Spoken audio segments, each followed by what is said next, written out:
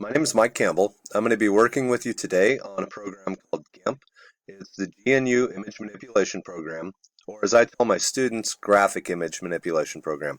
Little easier to remember that way since you're manipulating graphic images. The logo here, you can see you've got the cat with the paintbrush hanging out of his mouth.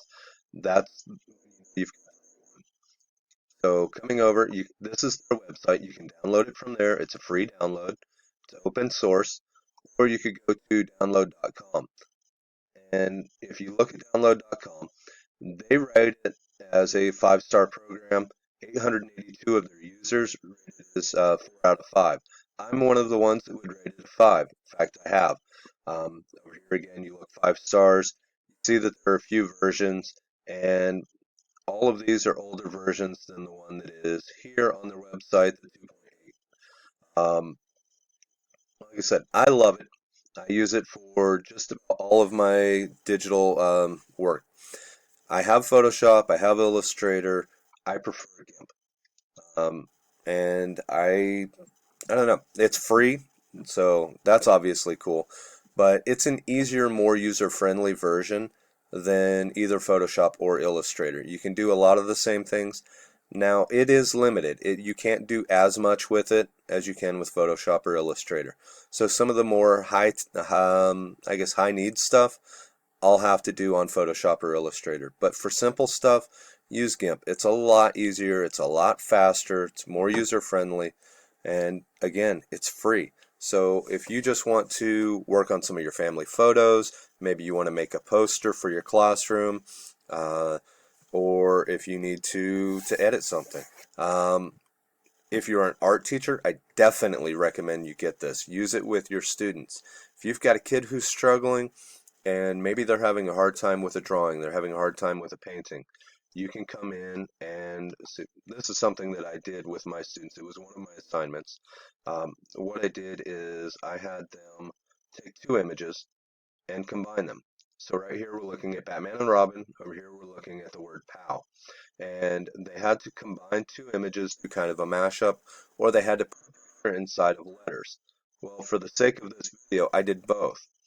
Right here, I've combined the two images and put pictures inside of letters.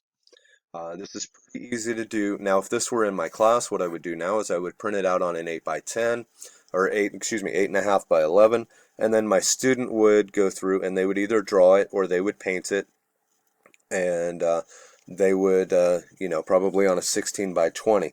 So what this will do is it'll help that student to kind of visualize what they're wanting to do. If it's a school like mine where you kind of have a little bit of leeway with what you can and can't download, I've got it on 3 computers in my classroom, and the students can actually make these themselves, and I just kind of coach them through it. If you don't, then maybe you can have the student standing next to you if you've got small classrooms, small enough to allow it, and you could do it on an individual basis. Um, but it's entirely up to you how you would want to do that and the dynamics of your classroom. Some of the other things you can do with it is little photo manipulation. So let's see about a portrait. Uh, Portrait photography. Let's find just a generic photo. All right. So, here's a popular one from Time Magazine. So we can come in here. Maybe we want to add a little credence to it. So we want to make it look a little older than it is. Maybe make it archival. So we could come in here. Maybe we could make it black and white. Maybe we want to do a drawing of it, and my student thinks this is too hard, so I can show them how to digitize it, and in doing so, make it a little bit easier. There's something on here called posterize, where it's going to reduce some of the tones, reduce some of the color. And if I were to look at right here, I can come in and I can see where all the highlights are. I can see where your middle tones are, where your low middles, and where your darkest colors are. You can get a clear differentiation between your background and your foreground, something that'll make it easier for a novice student to draw. Something else you can do, somebody who's really struggling, you could come through and you could go through cartooning. And what cartooning does, you can see kind of the pixelation here where it looks a little like stippling. layer that gives it kind of a cartoon effect, and you can do that multiple times, and after several layers it really starts to look like it would be in an old maybe a comic book.